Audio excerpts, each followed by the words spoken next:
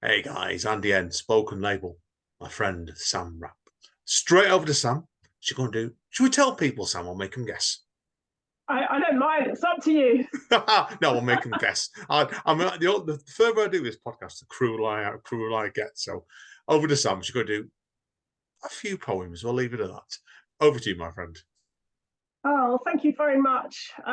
Well, my first poem is from my book, Rant Dyslexic Me.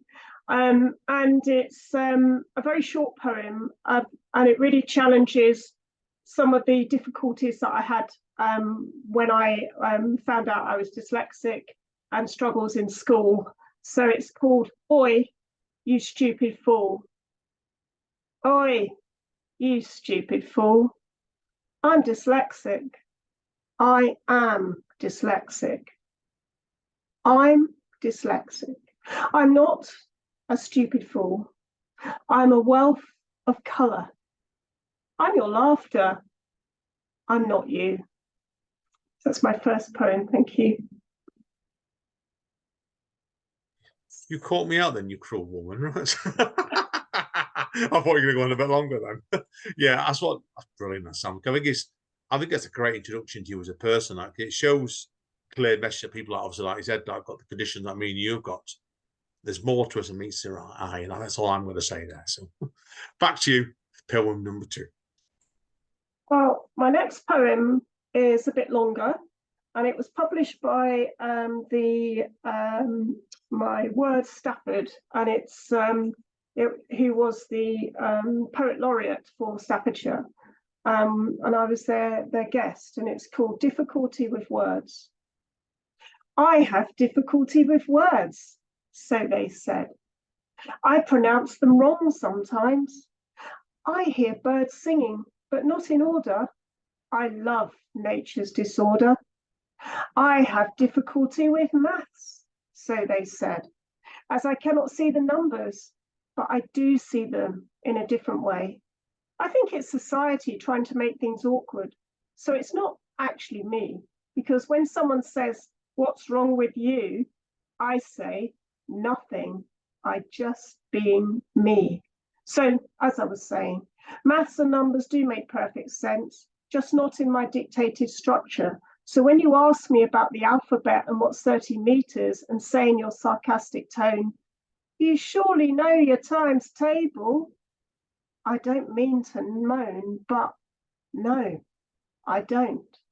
I'm very happy with that because I'm visual and see things differently in harmony with nature's lands as they jump out to me in patterns or formations like starlings above Brighton Pier, dancing in the skies around me, putting on an acrobatic display that only I can see. I think that's magical wizardry just for me. I have word blindness, but I can see. I struggle to spell, but can spell. Sometimes round the wrong way, but I know their meaning as the words are my very soul and being. I have no difficulty in what they want to say. They are arranged around in a different way. There's nothing wrong with that. I have difficulty with words, so I am told, but I don't think so. I have difficulty with words, but still pass exams. I have difficulty with words, but who told me that? Grammar is this way and spelt like that, but who said that? Shakespeare, in his first folios, didn't use grammar, and he wrote lots of plays, poems, and sonnets. Now that's pretty great. He made us laugh and cry and quiver in our seat, if it's Lady Macbeth or Titus Andronicus with their bloody ways to greet. Spelling and grammar has different ways for a story to unfold, but not your conventional ways. My letters rearranged like toy soldiers lined up ready for play and jump out at me when they have something to say. Screaming sometimes is what they do, which is somewhat rude when they tell me it's got to be written this way, not like that. And although we have our disagreements, I'm okay with that in our little splat. But I don't care if I'm slower than them. I'm not in their despair. I am not in despair. My letters that make words are okay. Even if they are upside down, they are not muddled to me. I can spell. How many times do I have to yell? There is spell check and software that helps, so you say. I have difficulty with words, but I don't have any difficulty at all because I've got rid of any curses from witches' spells. Being dyslexic, being dyspraxic, being dyscalculia is just swell. And in my world, it's all just me. And that's amazingly dyslexic and great. Can't you see? Fantastic. Absolutely brilliant, Sam. So I love for your piece there. There's a warmth behind that. Even though you could argue you ranted a little bit on it, but no, it's brilliant stuff. Brilliant stuff. So that one. So was that quite a difficult piece for you to write? That would have been a longer piece. Yeah, it was a bit difficult. I was really thinking about some of the comments I've had throughout the years, and I thought, why are you telling me that things have got to be structured in a certain way when I can't actually do that? You might as well say to somebody who's got one leg or no legs at all, you can suddenly walk. You know, it's just making people think about what they're saying. And so I thought, yeah, I do have difficulty with words, but that doesn't stop me. So I wanted it to be a positive message, but show that there's some underlying reasons why I've written that poem. Yeah, sit a mile off it does it. What you're doing there, yes, it's where you are as a person. That applies to me as well. You're not going to let anything stop you. No, brilliant stuff. I know. Let's move on then. Should we on to number three now, I believe, isn't it? So Yeah. okay. This poem is called Snowflakes in August, and I was kind of walking through a graveyard and I just had this image. So I started to write it.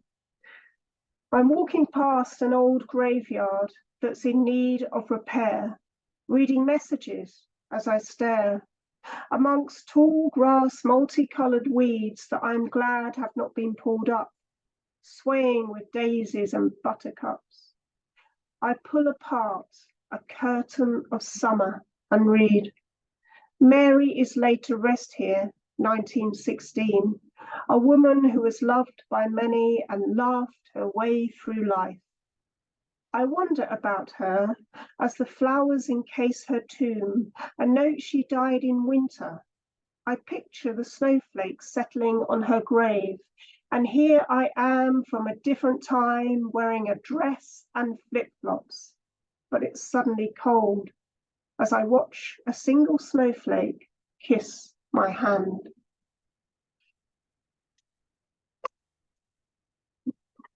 That's a beautiful ending, that one. Really. That's a really nice contrast to your last piece, that Sam. Definitely so. It's, I don't know, what do you think when you see something like snow in August? It just seems really surreal, doesn't it, sometimes? Yeah, and I just had that visual of her sort of being there with me and the snowflake representing her, and I suppose her having the last laugh because she laughed through life. Yeah, I could definitely see that straight away with that. No, it's, I mean, you almost put a tear to me eye with that one. So anyway, we'll move on. We better tell people now. This is the big finale. So over to you, Sam. Take it away. Okay, so this poem is called My World. And I suppose it's really about my world as I see it, but with a positive message that it doesn't matter what my world looks like. This is just me. So it's called My World. My world is upside down. My world is orange with squiggly black texts. My world is different to yours. My world is cruel. My world is dancing on an upside down sun, staring at the moon and touching them both in unison to a tune that makes no sense. My world has ink spread on pages the wrong way around. My world is a dress as I try to calculate on my fingers up to 10. My world is undressed. My world is impressive, fun and full of laughter. My world sees things differently. My world is chaotic, but organized in my mind as I know what I want to say. The words come out in my own conventional style and way. My world sees beauty, large trees stretching on lined lawns where leaves are sprinkling and birds are pecking. My world has brick walls as numbers bypass me. My world doesn't follow structure. My world has its own clock, like trains on a track. Listen, you can hear her as nature's heart beats back. My world is okay. My world is dyslexic. My world is dyspraxic. My world is dyscalculia. My world is perfect, just for me. Yay. No, that's a great way of wrapping up that today, Sam. And I completely agree with the sentiments behind that. What they always say, though, is one person's paradise is another person's hell. Yeah. But the other point that come off that isn't, I've got a friend of mine that's very religious said this to me a while ago. This applies to you as well as me, is because she's got major health problems, really major health problems. And she always tells me, God did this to her because he thought she could cope with it. And if I was religious, I'd be looking at it thinking, yeah, well, he's done that to me because he knows to make me who I am as a person. But I think that possibly applies to you as well, because you look back at things different ways like that. Would you have had as interesting a life as you've had with all the highs and lows? I don't know. I don't think so. I think it's interesting, isn't it? Different people's experiences and life. And, you know, I mean, when I used to go and see my grandmother when she lived in Manchester and then moved from Manchester to London after she'd come from Ireland, and there'd be art everywhere, tarot cards, because she was a clairvoyant. But my uncle was unfortunately a drug addict. And so when we were very small, we'd go into the bathroom and there'd be needles everywhere. And so I knew that I didn't want that lifestyle. I knew that I didn't want to touch that needle. And it was very interesting lesson to learn at such a young age, you know, not even literally about 5 or 6 years old. But my grandmother was quite an extraordinary woman. She was a campaigner for equality. She was clairvoyant. She was completely different. She was, Irish and fiery, I think. She was fantastic. Wow, clearly was a character straight away with that. Yeah, that's what you mean with that. Oh, wow. Brilliant stuff. So anyway, we'll wrap up here, Sam, anyway. Please come back on again within the next 4 years this time, definitely, right? So but hopefully next time you might have got that thriller done as well. Fingers crossed there, definitely. Yeah, I hope so. I hopefully I'll have had the play on, I'll have had the thriller finished, and hopefully either gone to America or been back at Edinburgh. So yeah, with my show. So hopefully, and I'd just like to say thank you so much, Andy. This is just such an amazing interview, amazing podcast. I always love what you do, and to be in the NHS book was amazing. You were one of the first people to contact me, and it's just fantastic. So yes, keep in touch, and we'll see each other definitely before 40 years. Definitely. And who knows, in the future, we might end up meeting in person sometimes. You never know the way the world goes. That'd be lovely. Trip to Manchester to meet you all, and Amanda and see you all would be fantastic. You'd love Amanda when she gets at going. At your book launch. Anyway, probably you might be the only one there then, apart from Amanda. Anyway, listen, Sam, hang around anyway. We'll chat more off mic in a minute anyhow. But it has been a pleasure. It's been brilliant today. Always great catch up with you, my friend.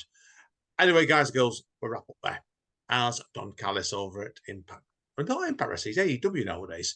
At AEW says, stay safe. And more importantly, stay over. We'll see you all next time.